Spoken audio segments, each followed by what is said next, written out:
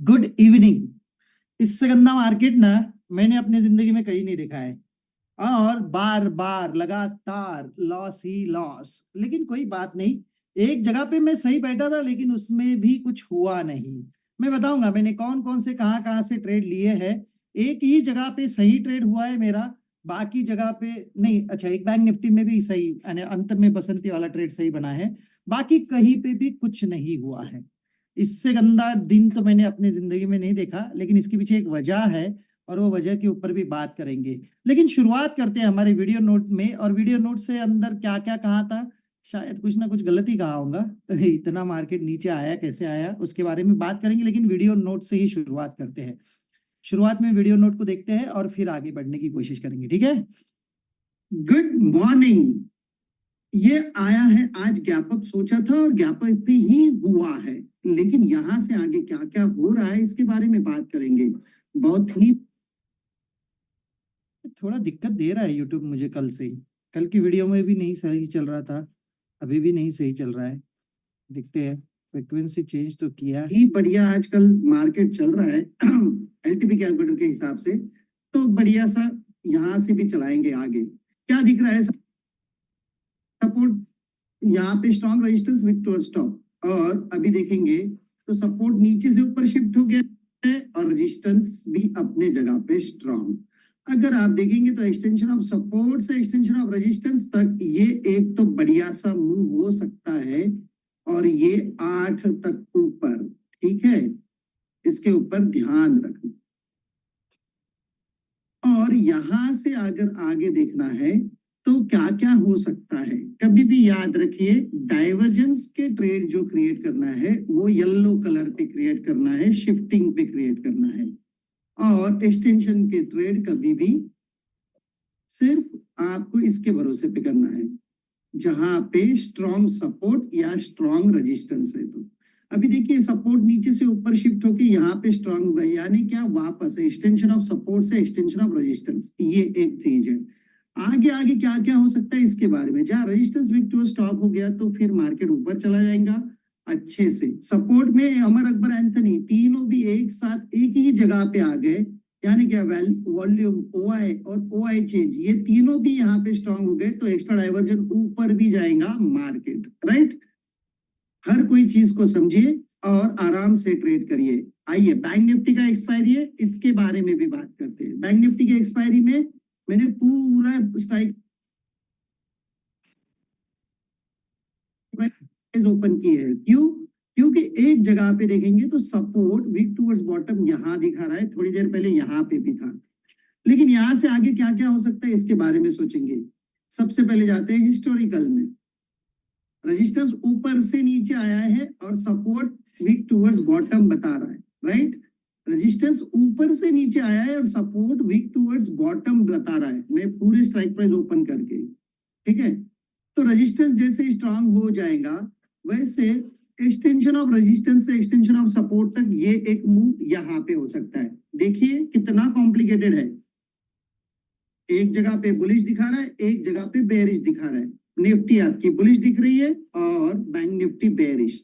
तो बहुत सोच समझ के ही आराम से ट्रेड करने की बात सोचिए। यहाँ पे एक्सटेंशन ऑफ रेजिस्टेंस 81 और एक्सटेंशन ऑफ सपोर्ट 985 और मार्केट एक्सटेंशन ऑफ सपोर्ट के आसपास ही खड़ा है। और एक्सटेंशन ऑफ रेजिस्टेंस क्या है, ऊपर 80 के आसपास ही। तो ये इतना तो मुंह तो दिख रहा है, लेकिन आगे आगे क्या क्या हो सकता है सारी चीजें। चलिए आइए बात करते हैं इसी के बारे में। जहां तक मैंने सोचा था वहां तक तो ये सारी चीजें हो रही थी। थोड़ा सा बैंक निफ्टी का डेटा मैंने उल्टा पढ़ लिया था, लेकिन वो बाद में बेरिश ही सच वही तो हो गया, ऊपर से नीचे ही आ गया। एक जगह पे निफ्टी में डेटा बुलिश दिखा रहा है और बैंक निफ्टी में बेरिश दिखा रहा है, तो यहाँ पे भी एक कंफ्यूजन ही था। लेकिन सबसे बुरा हाल तो ये हुआ निफ्टी में। जहां तक मैंने वीडियो नोट में बात कही थी एक्सटेंशन ऑफ सपोर्ट से एक्सटेंशन ऑफ रेजिस्टेंस हो जाएगा, उसमें तो कोई बड़ी बात नहीं है, वो तो आराम से हो जाएगा। ये भी मैंने कहा था और उतना मुंह तो दे दिया, उतना मुंह मैंने भी पकड़ा। लेकिन भाई साहब आज के इस मार्केट के और इस डेटा के अंदर एक बहुत ही बड़ी चीज थी, अगर वो देखी जाए तो आपके मार्केट में डेटा के अंदर सिर्फ थीटा बहुत ज्यादा बढ़ा हुआ था।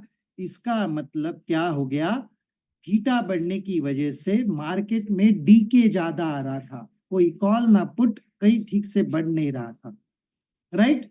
और थीटा बढ़ने के बाद अगर आपका डेल्टा जिस साइड का कम हो, मार्केट उस साइड में जाता है। इसके बारे में मैंने कभी बात की थी भूतकाल में, कोई तो भी सैटरडे के दिन। तो इसको याद आपने रखा नहीं रखा, एक्चुअली मैं भी थोड़ा सा भूल गया था मॉर्निंग में, लेकिन मॉर्निंग में इतने जल्दी जल्दी थीटा हमेशा बढ़ते हैं लेकिन बाद में कूल ऑफ हो जाते हैं। आज का कूल ऑफ हुआ ही नहीं, कंटिन्यू बढ़ते ही गया और उसको कंटिन्यू मार्केट को नीचे लेके आया, ठीक है। लेकिन इसके बाद में जो अंत में मैंने लगभग 2 बजे के आसपास ही सोच लिया था कि मार्केट का बैंक निफ्टी का एक्सपायरी 800 से 800 के बीच में, और ये देखिए एग्जैक्ट 818 पे ही बंद हो गया। तो इसके अंदर एक बढ़िया सा बसंती वाला ट्रेड मिला, जो कॉल 55 से लिया उसको 100 कर दिया, बढ़िया सा। यहां से ही कॉल उठाया था और उसने 100 क्या 120 130 तक चलाया ऊपर। लेकिन हमारा तो इतना ही काम है, बसंती के ट्रेड को डबल करना, और ये बड़े आराम से डबल भी हो गया आज। आज तक बैंक निफ्टी में हर कोई बसंती का ट्रेड सही चला है और उसने आज भी अपने रिकॉर्ड को सही रखा है। मॉर्निंग में मैंने क्या किया था, एक कॉल यहां से खरीदा, उसको यहाँ पे बेचा, लेकिन कुछ मतलब नहीं, उसमें सिर्फ 5 रुपए मिले। एक कॉल यहाँ पे खरीदा था, उसको यहाँ पे बेचा, उसमें एक लॉस बुक कर लिया। यहाँ पे कोई कॉल खरीदने की बात मैंने दिमाग में नहीं लाई, लेकिन यहां से एक अच्छा सा कॉल खरीदा था, लेकिन भाई साहब क्या करूं, उसमें भी प्रीमियम डीके में निकल गया। नहीं तो ये कॉल अच्छा पैसे देके जा सकता था मुझे, लेकिन एक्सटेंशन ऑफ सपोर्ट के आसपास बहुत देर तक उसने कंसोलिडेशन किया और 2.0 को एक्टिवेट करते हुए वो कॉल से निकाल के पुट में बिठा के फिर वापस ऊपर लेके गया, यानी पुट में भी एसएल हिट हो गया। 2.0 के कोई भी ट्रेड में मैं एसएल लगा के काम करता हूं और यहाँ पे मेरा वो भी हिट हो गया वापस। फिर इसको मैंने देखा ही नहीं निफ्टी के उस दिन के लिए, यानी इस दिन के लिए, और फिर आ गया मैं बैंक निफ्टी में। अच्छा सा एक ट्रेड लिया था बसंती वाला, उसके पहले भी एक लिया था, उसमें भी एसएल ही हिट हो गया। कुछ नहीं कर पाया मैं, क्योंकि हर जगह डीके डीके ही हो रहा था। तो एक कॉल ये वाला अच्छा हो गया और एक कॉल ये अंत वाला, यानी शुरुआत अच्छी हो गई और अंत अच्छा हो गया। बाकी दिन भर में सब कुछ गड़बड़ गड़बड़ गड़बड़ गड़बड़ गड़बड़ घोटाले, ठीक है। लेकिन ये सारी चीजें देखते हुए मैं आप लोगों को इस वीडियो के अंदर एक चीज मैं बताना चाहता हूं, जब कभी भी आपका थीटा मार्केट में बढ़ जाता है और इसको अगर प्ले करना है तो साथ में थीटा के साथ में आपको क्या देखना है, डेल्टा। जिस साइड का डेल्टा कम है मार्केट उस साइड में मूव करता है। कॉल साइड में डेल्टा कम नहीं था, पुट साइड में डेल्टा कम था, इसके लिए मार्केट नीचे आने के लिए तरस रहा था और कंटिन्यू ऊपर से लेके नीचे तक लेके गया मार्केट को। तो इस दिन को, इस डेटा को अच्छे से याद रखिए और इस बात को भी साथ में याद रखिए। अगर 10:30 बजे के बाद में आपका थीटा बढ़ा हुआ है और आपका डेल्टा कम है पुट साइड में, तो मार्केट नीचे जाने के लिए बेताब होगा। ये कोई तो भी सैटरडे के दिन मैंने इसके लिए बात की थी और आज वो बात कंटिन्यूअस प्रूफ होते गई और मार्केट एक्सटेंशन ऑफ सपोर्ट से भी नीचे चले गया, राइट। ये थी पूरी डेटा के अंदर की लर्निंग, और आज के लिए यही तक ही बताऊंगा मैं। कहीं पे डेटा जाके मैं कोई कॉल पुट को नहीं समझाऊंगा, क्योंकि आज मेरे लिए भी अच्छा दिन नहीं था। मैंने जितने भी कॉल खरीदे पीटे ही गए पीटे गए, यानी कुछ मिला ही नहीं, और एक ही कॉल में अच्छा पैसा मिला, बाकी कुछ नहीं। तो ये थी मेरी कहानी। बहुत सारे लोग जुड़े हैं, इनसे बात करेंगे और बातों बातों में इनसे इनके सवाल भी पूछ लेंगे। शायद सवाल अच्छे खासे आ सकते हैं आज के इस डेटा को देख के। जी पूछिए, सवाल पूछिए।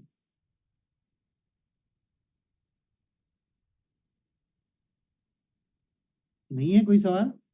सर मैं ये पूछना चाहता हूँ, जैसे कि आज जो मार्केट था वो एक्स्ट्रा डाइवर्जन के भी एक्स्ट्रा डाइवर्जन चला गया, ठीक है, जहां से कोई भी डाटा शो नहीं कर रहा था, ठीक है सर।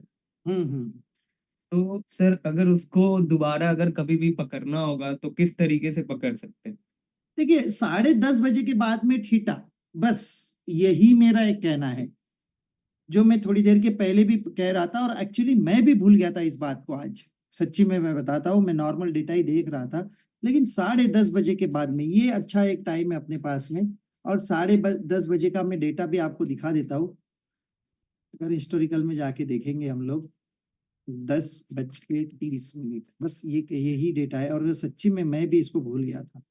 अगर आप देखेंगे तो बोथ साइड थीटा हमेशा 13, 14, 15 के आसपास होता है, लेकिन आज में थीटा देखेंगे तो लगभग 950 और 900 का 27 यहाँ पे, और कॉल साइड में भी वही हाल था 27, 26 के बीच में।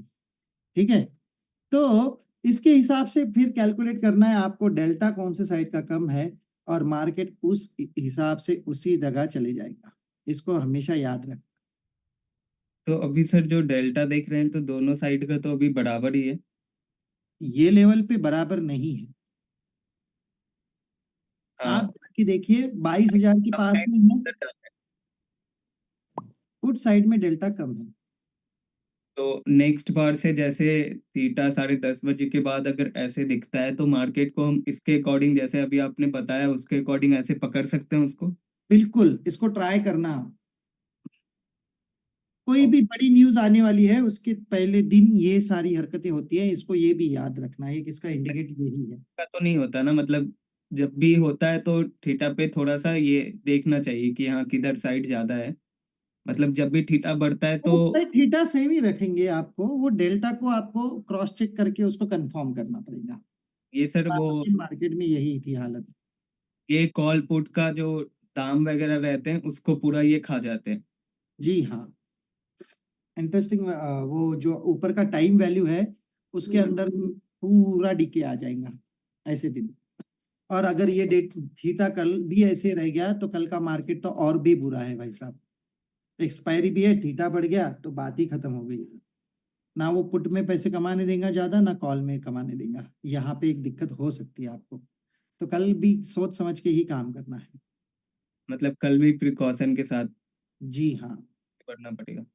कल सर वो जैसे कि आप बताएं कि वो 2:30 बजे वाला जो आपने निफ्टी ये बैंक निफ्टी में ट्रेड लिया था, हाँ जो आप हाँ। बताया, वो सर कैसे लिया था आपने?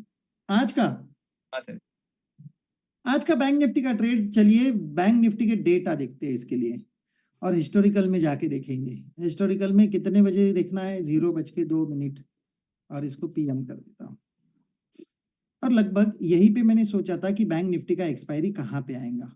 राइट, बैंक निफ्टी का एक्सपायरी आने के लिए दो जगह थी, एक थी 800 और दूसरी थी 46,000।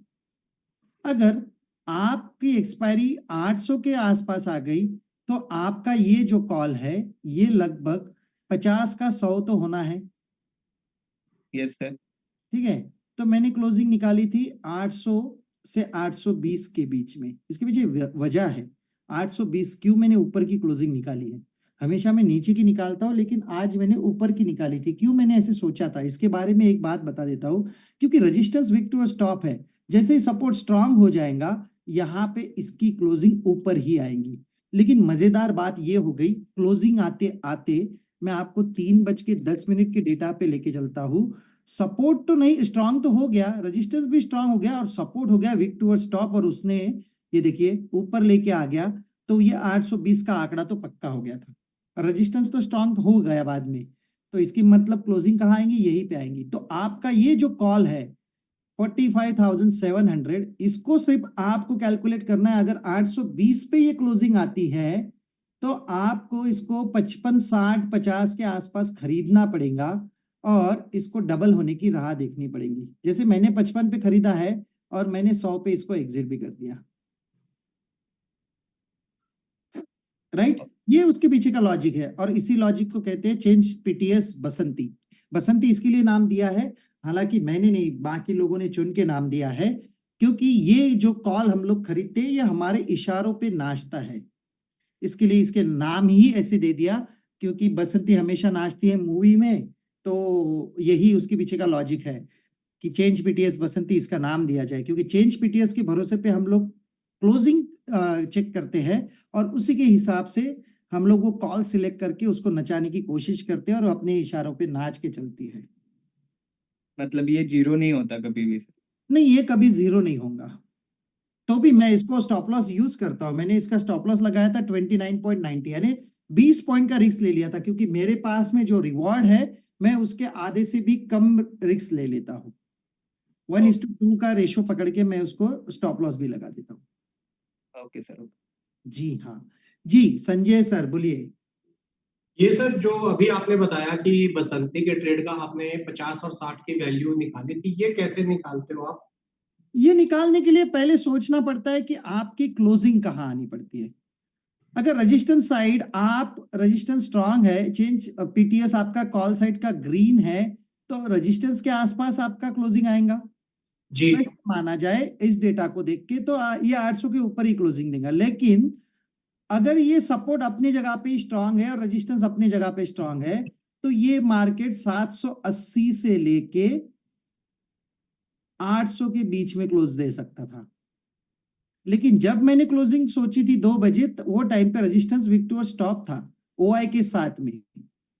जी फिर मैंने सोचा ये 800 के नीचे तो क्लोज नहीं देगा, ये 820 तक ऊपर क्लोजिंग दे सकता है। इसके लिए फिर मैंने क्या सोचा कि अगर ये 820 के आसपास भी क्लोज देता है, तो ये कॉल कितने पे क्लोज होगा? 115 और 120 के बीच में। जी ठीक है, तो चलिए मानते हैं हम लोग लोअर साइड भी कहां हो सकता है। हमने 800 सोचा था, तो ये जी कॉल का क्लोजिंग क्या आएगा? 100। जी अभी 100 और 115 के बीच में आपको कंफ्यूजन है, कहीं पे भी हो सकता है। हम्म तो इसके दोनों के बीच का जो एवरेज है वो 110। 110 का आधा हो जाता है 55। तो अगर आपने इसको 55 पे खरीद भी लिया तो भी ये ग्रीन में ही क्लोज देगा, so don't worry about it. अगर इसने क्लोज 80 पे भी कर दिया तो भी आप प्रॉफिट में ही निकलोगे। सही है। सही। तो तो इसके लिए फिर मैं 55 चुनता हूँ और 55 पे ही ट्रेड लेता हूँ। 55 का मतलब वही 50-60 के बीच में होगा। हाँ, 50-60 के बीच में। मतलब आपने जैसे 50-60 की वैल्यू जो निकाली वो ऐसे निकाली? जी, सबसे पहले आपको तो क्लोजिंग कहाँ पे आएंगी यही प्रेडिक्ट करना है। जी अगर ये सही पकड़ लिया तो ये कॉल का वैल्यू आपको पकड़ में आ जाएगा कहाँ पे खरीदना है। हम्म ये बड़ा आसान तरीका है। चेंज पीटीएस को देखिए, रेजिस्टेंस साइड क्लोज होने वाला है, इसको कंफर्म करिए। चलिए एक आध बार हो सकता है कि ये स्टॉप लॉस भी हिट कर सकता है, डजंट मैटर, कोई बड़ी बात नहीं है। क्योंकि ये स्ट्रैटेजी जो हमने ढूंढ के निकाली है, ये पूरी हमने हमारे भरोसे पे निकाली है। तो हम कोई आविष्कार नहीं है, हम लोग सिर्फ देख देख के जितना हमारा एक्सपीरियंस है बस वही शेयर करने की बात करता हूं मैं। मैंने कोई इसके अंदर लॉजिक नहीं, बहुत बड़ी स्टडी नहीं की है। बस सीधी सी बात है, चेंज पीटीएस के हिसाब से क्लोजिंग कहाँ आ सकती है ये हमें पता है, और फिर क्लोजिंग वहां पे आ सकती है। तो ये गलती से कॉल हमें नीचे मिल गया तो इसका क्लोजिंग तो ऊपर ही आएगा। ठीक है। तो हमेशा मिलेगा ये भी नहीं भरोसा है। हम्म तो एक जो अभी आपने थीटा की बात बताई है, जी ये हाँ, जनरली जो नॉर्मल है इसकी फिगर्स क्या होती हैं थीटा की? 13-14, अच्छा, जो जनरल नॉर्मल चलती है निफ्टी में 13, 13। 14, 15, 16, हाईएस्ट 16, 17, दैट्स इट, उसके ऊपर नहीं जाती है। और बैंक निफ्टी में? बैंक निफ्टी में नहीं जाता है। बैंक निफ्टी में और उसको मल्टीप्लाइड बाय 2 कर दो कभी भी। 2 भी नहीं, अच्छा। उससे कम ही रहेगा, लेकिन मल्टीप्लाइड बाय 2 के आसपास ही चलता है ये। अभी अभी तो ठीटा बढ़ा हुआ दिखेगा, ये एक्सपायरी का टाइम है तो। हम्म लेकिन इसके डेट को देखेंगे हिस्टोरिकल में जाके, ये देखिए 70-80 दिखा रहा है यहाँ पे। एक मिनट, मैं इसको लेके चलता हूँ 11:30 में। उधर 30-40 होगा तो इधर 80-90 के आसपास होगा। ये देखिए 60-70 के आसपास है ये।